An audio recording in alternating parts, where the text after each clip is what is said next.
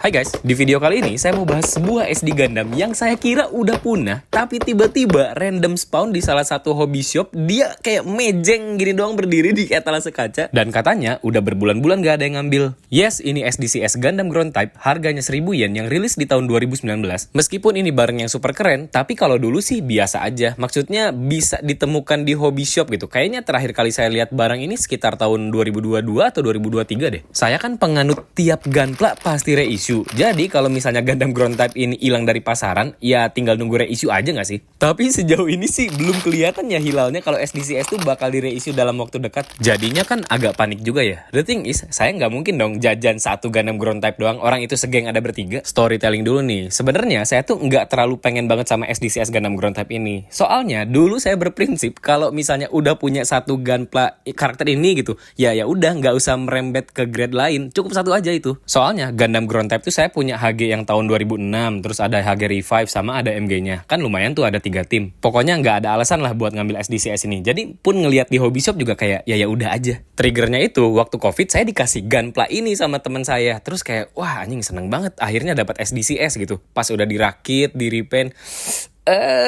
kok kayaknya tidak cukup satu ya. Pokoknya sepanjang tahun nyari SDCS ini tuh di hobby shop gampang banget lah dengan range harga yang beda-beda. Dulu sih saya nggak ikhlas ya jajan Gunpla Red kali 150. Sekarang juga sama sih. Jadi kayak ya udah entar aja lah nunggu diskon, entar aja lah nunggu ada yang jual second jang atau apa kek. Entar lah, pokoknya nggak tahu belinya kapan. Pokoknya entar aja. Yang menarik adalah sekarang environment pergundaman, iya banget nggak tuh bahasannya. Udah beda lah, arahnya lebih ke negatif. Kalau dulu kan mau nyari sebuah barang tuh ya tinggal beli. Soalnya yang tahu kayak ginian ya cuma kita-kita aja yang suka Gundam. Setelah Covid, orang-orang kan pada explore hobi. Mereka juga jadi udah nggak mendang-mending kalau jajan kebutuhan tersier. Otomatis demand-nya jadi lebih tinggi. Kerasa lah sama kalian sekarang. Coba kalian punya nggak Gunpla tokoh utama pas animenya lagi tayang? Nggak punya kan? Belum lagi kita jadi warga negara sini yang sebenarnya akses ke Gunpla tuh agak awkward ya. Jadi buat saya sekarang tuh Gunpla jadi kayak barang collectible in a bad way. Masa effort buat dapetin barang reguler aja udah susah parah. Belum lagi kalau misalnya ada scalper. Kalau saya sih sekarang mending nggak punya daripada ngasih makan sistem yang jelek ini. Wah cuy. Real case-nya gini nih. Dulu SDCS Barbatos waktu awal rilis tuh ya biasa aja. Maksudnya stoknya banyak, dicarinya nggak susah. Dan range harganya juga segitu-segitu aja gitu. Nggak ada yang main-naikin harga selangit. Coba kalau sekarang, sebelum kalian tahu informasi kalau SDCS Barbatos Lupus Rex itu reissue, pasti udah banyak yang nanya kayak, "Bang ini cara belinya gimana? Kok bang ini susah banget ya nyarinya, kapan ini ya rilisnya blablabla." Gunpla tuh kalau misalnya barangnya lagi ada, ya ada. Kalau misalnya nggak ada, ya udah nggak ada. Sekarang tuh udah bener udah susah lah dicarinya.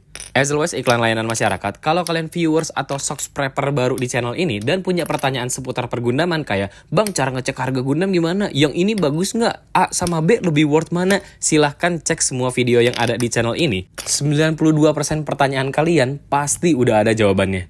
Jujur, saya males jawab pertanyaan yang berulang, jadi mending nonton aja ya, hehe.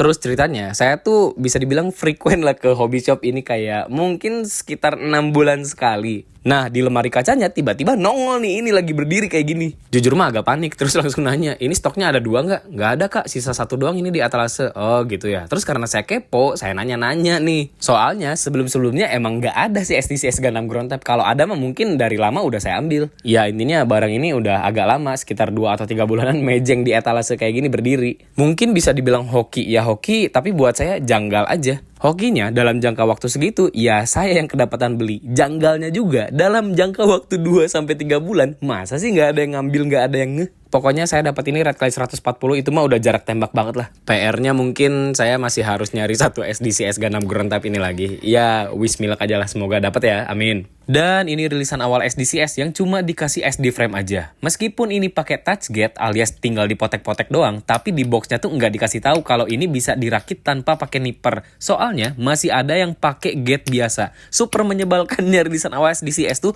gate-nya gede banget parah. Kalau kalian masih pemula dan toolsnya nggak proper, saya yakin 1 juta% itu pasti bakal ninggalin noob mark yang sampai bocel bolong. Minimal banget kalau gate-nya dipotong, itu tuh bakal ninggalin stress mark. Real, gede banget coy. Ini nyusahin parah, apalagi kalau mau repaint. Nggak jarang harus didempul dulu, amplas aja nggak cukup. Terus nggak tahu kenapa, beberapa part tuh snap fitnya kenceng yang ngunci banget, terutama kayak di bagian jidat vivinnya itu. Wah, itu susah banget kalau mau dibongkar pasang. Itu doang sih yang jadi perhatian. Sisanya keren parah, terutama part dan color separation. Contohnya di bagian kepala, itu yang warna hitam-hitamnya part pisah sendiri. Terus di bagian torsonya, gokil, ini berwarna semua. Pakai stikernya aja cuma bagian segitiga di dada doang warna hitam. Udah, sama bagian kamera nggak ada lagi tuh. Bagian V di waistnya juga pakai part separation, jadi gampang banget di repaint. Yang unexpected itu adalah bagian spike di lutut. Respect, mentok parah. Dan harusnya udah nggak ada alasan lagi buat kalian si rewel stiker mania sejati kalau SD ini reissue, disikat nggak sih? Aksesorisnya terbilang komplit karena dikasih 3 weapon, ada machine gun, beam rifle, sama long range cannon.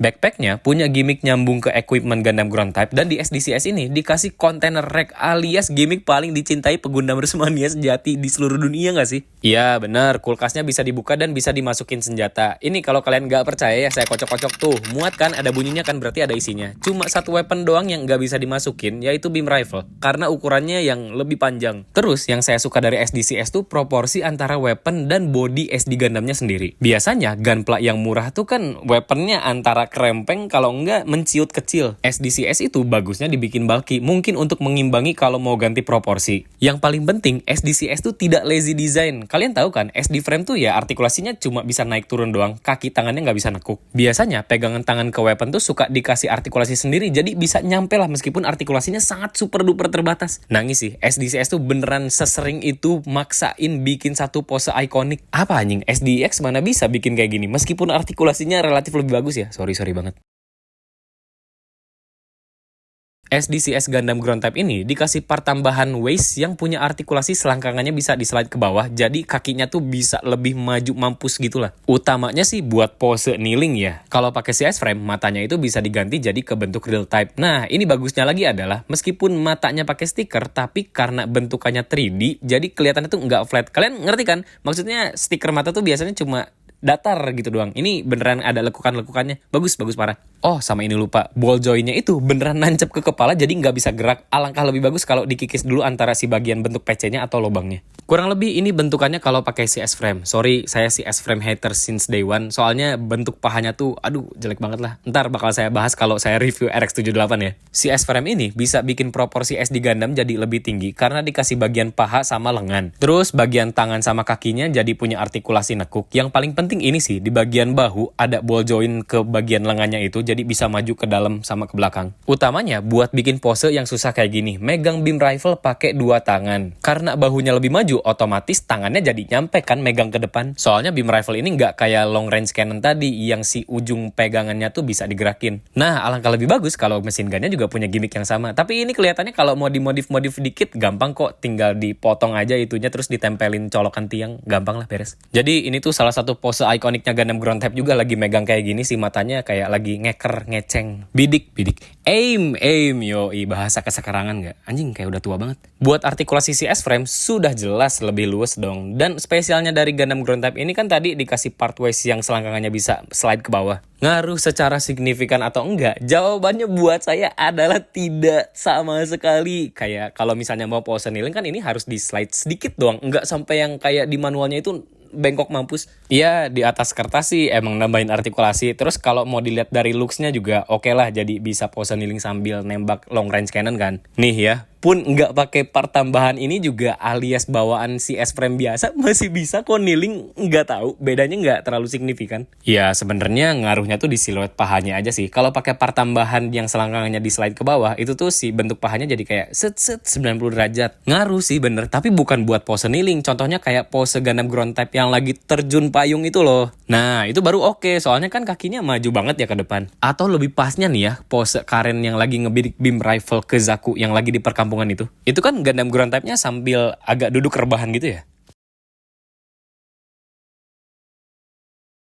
Dan as always, ini proporsi favorit saya. Atasnya pakai CS frame, bawahnya pakai SD frame. Ya buat saya sih SD itu harus mata pupil dan bantet ya. Artikulasi lutut tengkuk juga kalau di SD tuh siluetnya nggak terlalu kelihatan kok. Jadi apakah SDCS Gundam Ground Type ini smash or pass? Pakai nanya, jelas sangat amat worth lah. 1000 yen udah bisa banyak banget gimmick, even salah satu pose ikonik yang lagi megang long range cannon tanpa harus pakai artikulasi sirkus. Belum lagi aksesoris dan gimmicknya yang lumayan banyak. Dan kalau ngomongin basicnya juga, Gundam Ground Type ini kan salah satu yang paling ikonik ya. Kalau ditanya best Gundam series ever apa? Ya itu yang 1.000.000% selera rakyat pasti pada bilang 8MS Team kan. Emang bagus, ini tuh parah. Jadi in the near future, kalau SDCS ini reissue ya jelas ambil dong. Kalau cuma ada 1 ya langsung ambil. Kalau ada 3 ya sebisa mungkin 3 sih. Hehe. Terima kasih banyak yang udah nonton video ini sampai akhir. Sampai jumpa di video berikutnya. Dadah.